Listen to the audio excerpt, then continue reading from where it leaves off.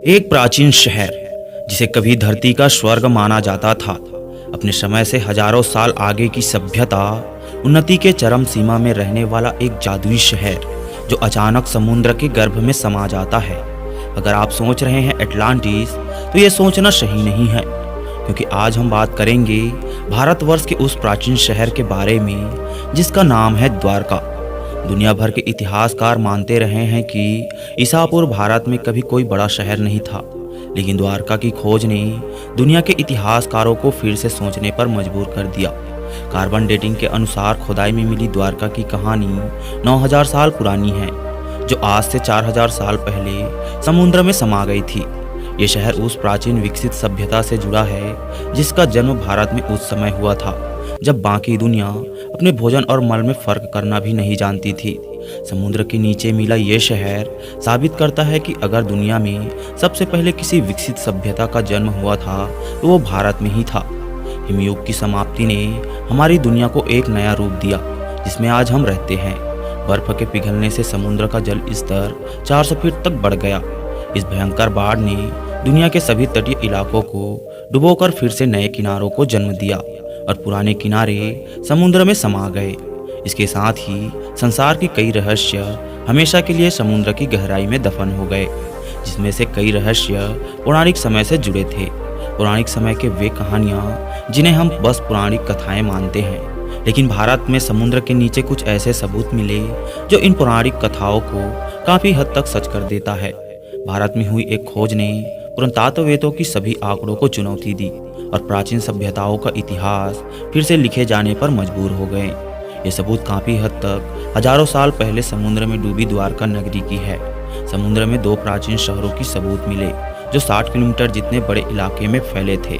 वहाँ से मिली कलाकृति और सिक्कों की जांच से पता चलता है कि ये दुनिया के किसी भी पुरानी सभ्यता से कहीं ज़्यादा प्राचीन है। तो क्या वाकई ये सबूत हजारों साल पुरानी उस द्वारका नगरी की है?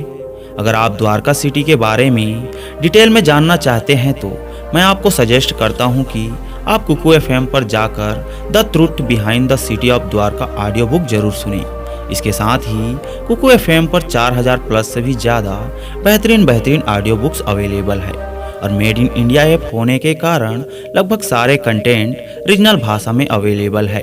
अगर आप जल्दी करेंगे और मेरा कूपन कोड प्रीशा50 यूज़ करेंगे तो आपको कुकू एफएम की 1 ईयर सब्सक्रिप्शन पर इंस्टेंटली 50% डिस्काउंट मिल जाएगा। यानी कि आपको 399 का ईयरली कुकू एफएम सब्सक्रिप्शन सिर्फ 199 रुपीज़ में ही मिल जाएगा। लेकिन ये ऑफर केवल पहले 250 यूजर्स के लिए ही वैलिड है, तो अभी जाकर कुकू एफएम डाउनलोड करें, link is in the description. तो चलिए अब अपने वीडियो के टॉपिक पे आते हैं। गोमती नदी और अरब सागर के संगम पर बसी द्वारका नगरी की स्थापना भगवान श्री कृष्ण ने मथुरा से निकलने के बाद की थी, जो एक विशाल और सुसंगत नगर था। यह भारत का सबसे विकसित राज्य हुआ करता था, जो हूबहू आज के आधुनिक शहर के जैसा ही था। कहते हैं श्री कृष्ण ने अपने मामा और मथुरा के क्रूर राजा कंस का वध किया, तो कंस के ससुर जरासंध बार बार मथुरा पर आक्रमण करते रहे, जिसके कारण कृष्ण अपने प्रजा की सुरक्षा के लिए अपनी सारी प्रजा को लेकर समुद्र किनारे आ गए और द्वारका बसाई। कहते हैं द्वारका बसाने के लिए श्री कृष्ण ने समुद्र देव से जमीन ली थी और देवताओं के निर्माणकर्ता विश्वकर्मा से रातों रात द्वारका का निर्माण करवाया। विशाल दीवारों से घिरी ये खूबसूरत नगरी वास्तुकला की बेहतरीन मिसाल थी, लेकिन श्री कृष्ण की मृत्यु के बाद ये खूबसूरत नगरी समुद्र में डूब गई, जो आज भी समुद्र की गहराइयों में मौजूद है। रिसर्च के मुताबिक खुदाई में मिली द्वारका की कहानी 9000 साल पुरानी है। डॉक्टर SR राव ने अपनी किताब the discovery of the legend city of Dwarka में लिखा है कि पौराणिक द्वारका नगरी के अस्तित्व में होने का प्रमाण मिले हैं। किताब में बताया है कि भारत के गुजरात स्थित तटीय क्षेत्रों का कुछ हिस्सा हजारों वर्ष पहले समुद्र में डूब गया था। दोस्तों, वहाँ हुई खोजों से तो ये तो पता चल गया कि द्वारका जैसे कोई शहर कभी वहाँ मौजूद था, लेकिन उसके समुद्र में समा जाने की वजह कोई नहीं जान पाया। आखिर ऐसा क्या हुआ कि ये प्राचीन शहर समुद्र में डूब गया?